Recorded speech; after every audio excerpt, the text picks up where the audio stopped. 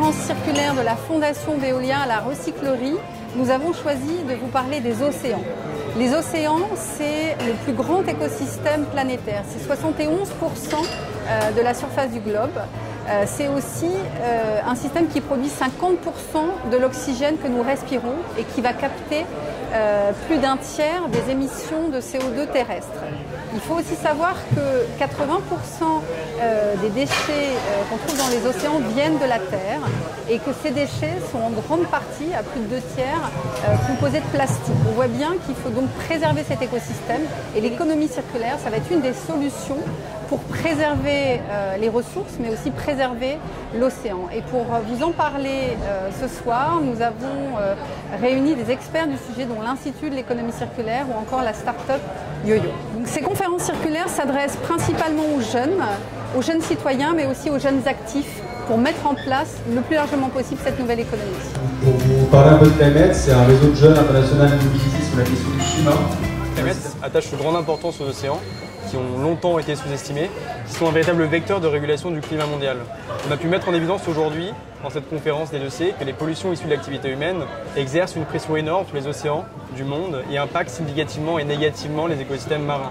Et pour répondre à cette crise, la jeunesse a sa carte à jouer, au moyen notamment de solutions issues de l'économie circulaire. Et Climate s'inscrit tout à fait dans cette dynamique de solutions. C'est pourquoi nous avons tenu à participer à ces conférences avec Veolia.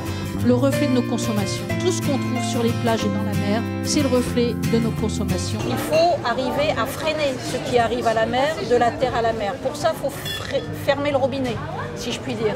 Et donc, 2 pistes intéressantes. C'est la première, travailler vraiment à l'interface terre-océan, là où tout arrive, c'est vraiment le réceptacle, et de commencer à réaliser du 100% collecte d'eau usée, du 100% assainissement, de façon à renvoyer de l'eau usée traitée compatible avec le milieu naturel.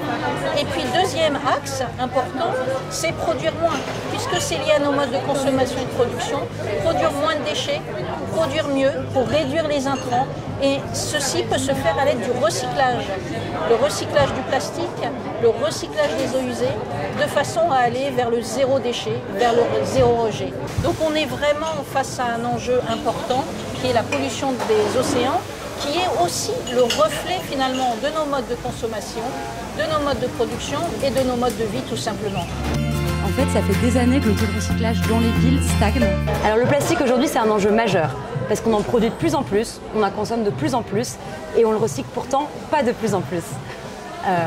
Et ce plastique, quand il n'est pas recyclé, quand il est jeté au mauvais endroit, souvent il finit dans l'océan. Et ça, c'est un fléau parce qu'aujourd'hui, il y a 8 millions de tonnes de déchets plastiques dans les océans et en 2050, il y aura plus de plastique que de poissons dans l'océan. YoYo, c'est une solution pour, en amont, créer de l'attractivité autour du geste de tri et faire que ces plastiques soient recyclés pour qu'ils ne finissent plus dans les océans. Et pour ça, on a décidé de récompenser, d'oser récompenser le geste de tri et de récompenser les citoyens pour les mobiliser autour de ce geste de tri du plastique. Certes, on peut nettoyer, il y a des initiatives qui se sont lancées là-dessus. Le message de l'Institut sur Océan et économie circulaire, c'est que c'est très important de traiter le problème en amont, avant que les déchets n'arrivent jusqu'à l'océan.